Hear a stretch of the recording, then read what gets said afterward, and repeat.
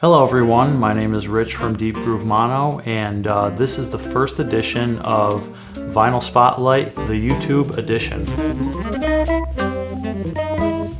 I have a new camera that I'm using right now, and I'm really excited about it, and I want to get back into making more videos at this point. Not gonna do the Record Collector Confessions thing this time. I have an idea for another one, so I think I'm gonna pick that series back up again soon. I just figured I would start doing like record review kind of things, like similar to on the blog, what I would call Vinyl Spotlight. So the first record I want to cover in this new edition of Vinyl Spotlight is this record right here. Larry Young's Into Somethin'. My personal story with this record is that I saw it in a store in Long Island once when I was way out on the tip of Long Island doing a DJ gig actually. I saw an original mono pressing. It was about $200. I think that was a pretty fair price for that at the time. I wasn't familiar with it. I didn't even really consider it. At some point I would have listened to this record, and I don't know how I would have decided this at first, but I didn't like it. So I was getting into this record right around the time that I was getting into Larry Young's Unity, which is his second record on Blue Note. This is his first. I thought Unity was pretty good when I first heard it. It took a while for me to warm up to it. I feel like Unity is a little more in the post-bop vein of things. I feel like Into Somethin' is a little more along the lines of hard bop. At first, the forward, slightly out kind of sound of Unity didn't really grab me right away, but I warmed up to it. I kept giving it a chance over time, and I eventually got hooked on it, and now I love it. I think I found out that this was released as a reissue by Blue Note in the not technically not the classic series, but the 80th anniversary series. This would have been 2020. I think that prompted me to give it another chance, and it was such a dramatic difference between the way I remembered the record and the way I heard it when I wanted to go check this record out, which was actually last year, 2021. And man, I loved it.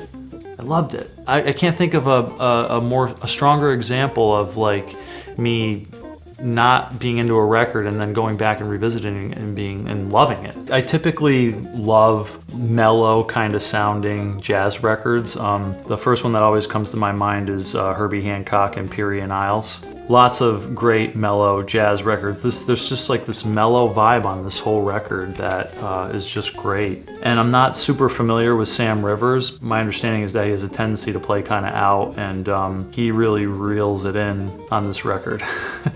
I feel like with Unity, Larry Young is pushing more. It's definitely more of a post-bop vibe, and this is definitely just more straight-up hard bop to me. A lot of the compositions have a really strong blues influence.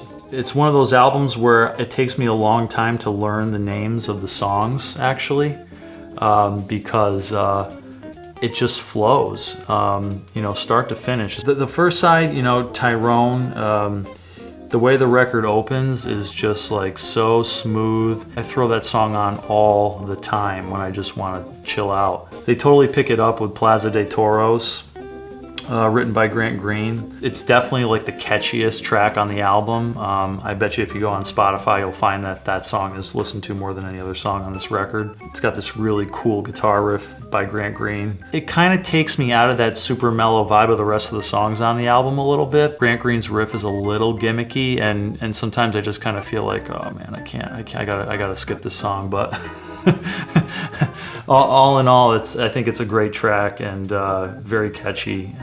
For that reason, I probably prefer the second side. And when I first got this and I started listening to it, I was like, oh yeah, this album's great. I knew right away, start to finish, this was a great album. Several months after I got it and I kept listening, I was like, wow, the second side really just opened up to me. I mean, the vibe right through is so seamless. And I'm not to the point yet with it where I feel like I know which of the three songs, Parasize, Backup, Retha, is my favorite. I feel like there's been times where I've gotten Retha stuck in my head, and I've wanted to go and be like, okay, yeah, let me go find that song and listen to it. But they're all just great. Yeah, and Elvin Jones, he's not really pushing nearly as hard as he would on one of Coltrane's Impulse records at the time, that would have come out at that same time around. Well, this would have been 1965, so right around the time of Love Supreme came out. And the stereo spread, you know, Larry Young's like pretty much always in the center, and Elvin Jones is on the far right. I appreciate hearing the extra detail in his drum kit when with that hard stereo panning. And of course, the recording engineer, my favorite, my hero, Rudy Van Gelder. This was recorded at his Englewood Cliffs studio. It's hard to deny that Rudy knew how to record drums. You know, I think a guy like Elvin Jones, who he recorded so much, you know, by 1965, you know, he just really had a system down for recording Elvin. Every now and then the kick drum sounds like it might have a little bit of distortion on it, but overall, I mean, you know, it's a very present sound. It's very clear. The combination of the recording of the drum kit, the sound of the drum kit itself, and the guy playing it, Elvin Jones, you know, I mean, it's one of my favorite parts of this record. Highly, highly recommended. Larry Young, Into Somethin'.